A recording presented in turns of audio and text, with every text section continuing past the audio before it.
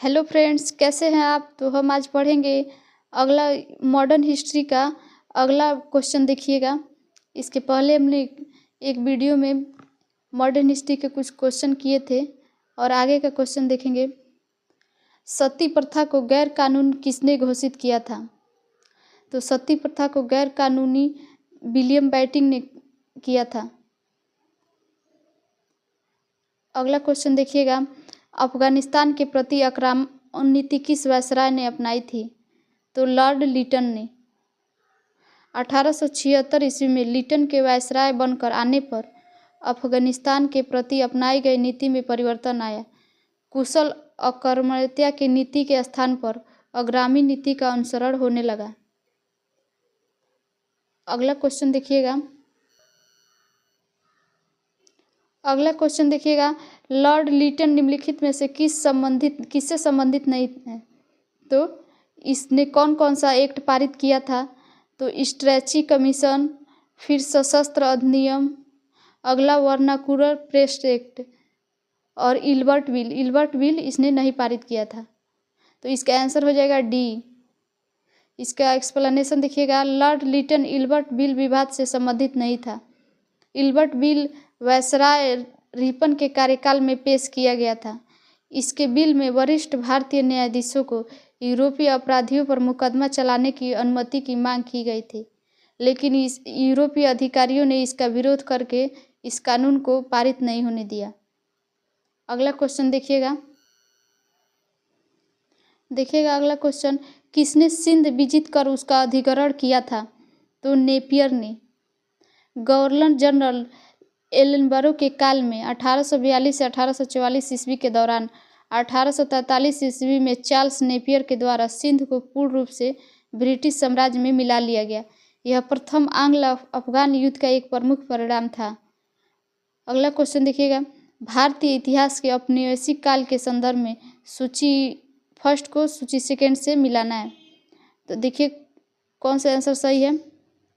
McDonald किससे है। तो ये कैमनल अवार्ड से है। लिनलिथगो किससे संबंधित है। तो अगस्त प्रस्ताव से। डलहौजी डॉक्ट्रिन ऑफ लैब्स हड़प की नीति। और फिर से चेम्सफोर्ड, ये किससे संबंधित है। तो दैत्य प्रशासन से। इसका एक्सप्लेनेशन देखिएगा, मैकडोनाल्ड किससे संबंधित है। तो कैमनुअल अवार्ड से। लिनलिथगो किससे संबंधित है। तो अगस्त प्रस्ताव से। डलहौजी किससे संबंधित है। तो डॉक्ट्रिन ऑफ लैब से। चेम्सफोर्ड किससे संबंधित है। तो दैत्य प्रशासन से। अगला क्वेश्चन देखिएगा, सुरक्षा प्रकोष्ठ की नीति किससे संबंधित है। तो वारेन हेस्टिंग्स से। इसका एक्सप्लेनेशन देखेंगे,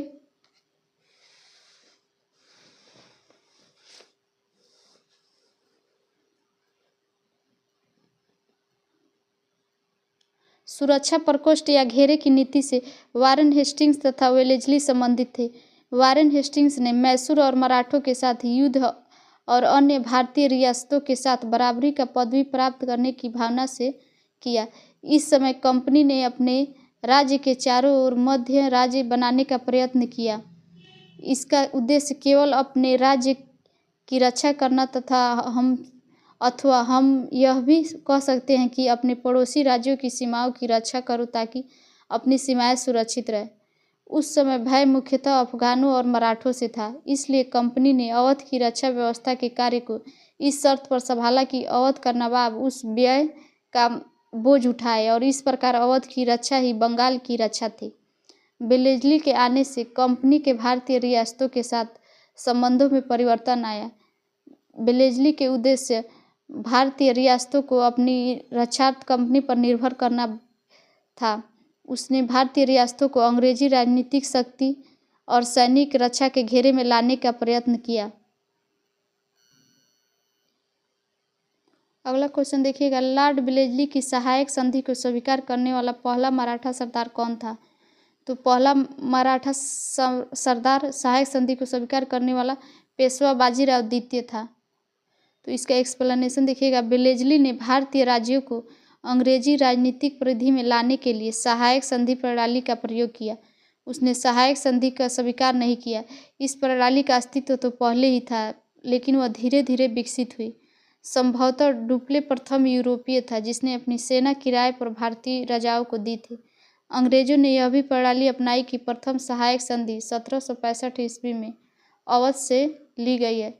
जब कंपनी निश्चित धन के बदले उसकी सीमाओं की रक्षा करने का वचन दिया तो सहायक संधि स्वीकार करने वाले कौन कौन से राज्य थे देखिएगा।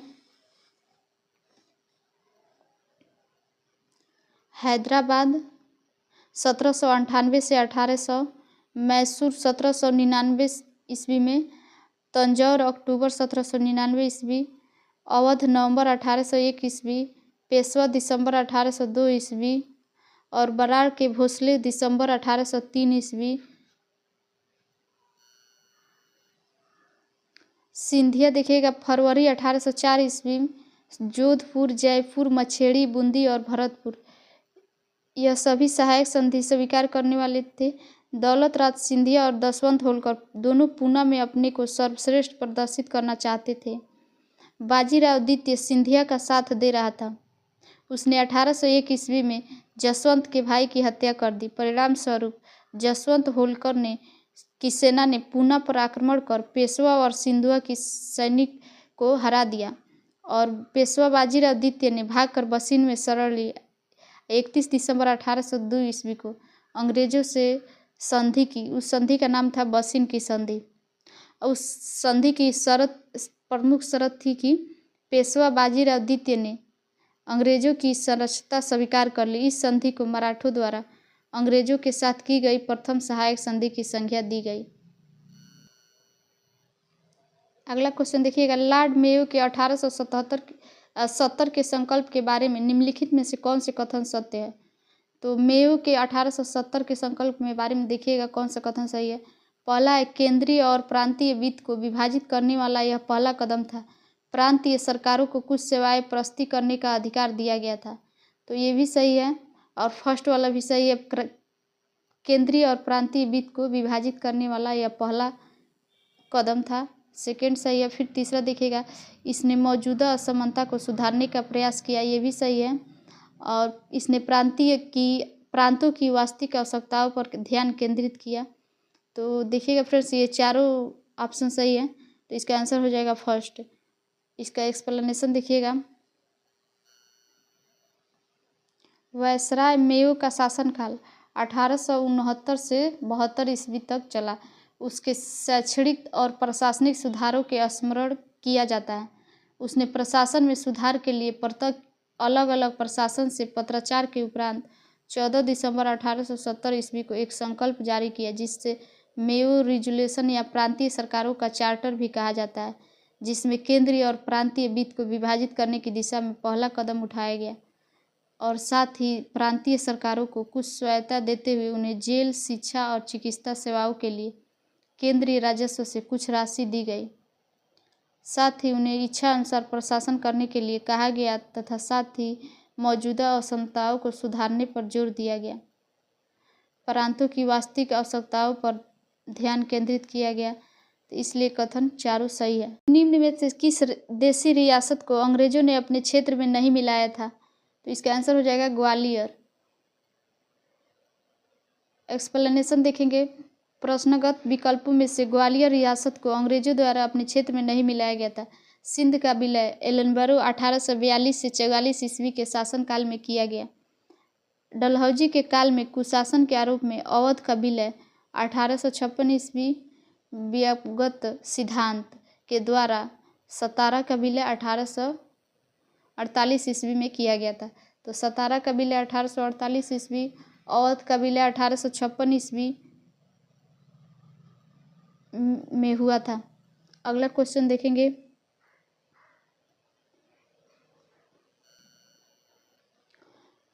अगला क्वेश्चन, लॉर्ड लिटन निम्नलिखित में से किससे संबंधित नहीं है।